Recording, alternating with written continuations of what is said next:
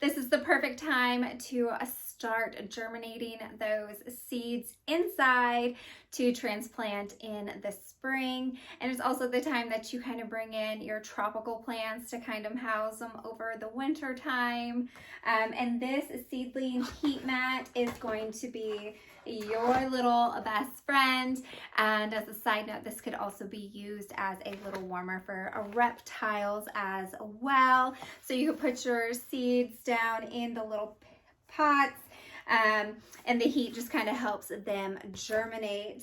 And this one is really nice because you can adjust the temperature on it so it's not too hot and it's scorching the roots.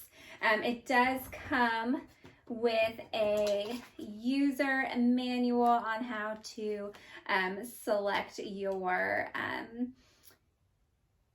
temperature and all that, and you can do it either Fahrenheit or Celsius, or like I said, if you have tropicals in the house, tropicals like it really warm, so you can easily put your tropical plant on there to allow them some warmth while it is cold. I have a tropical right here. But you can see that it is off, and right now it's set to 60. What do I have it set on? It's on 89, and you can see the temp rising to get to that.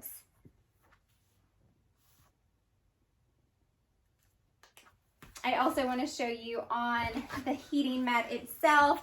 It tells you the, for seedlings, if you are growing anything by seeds, you know, your basil, broccoli, lettuce, parsley, it tells you what the temp is that you want your seedling mat to be on. So if you are looking for your tropicals, your reptiles, or even to start your garden for the spring, this is the seed mat for you.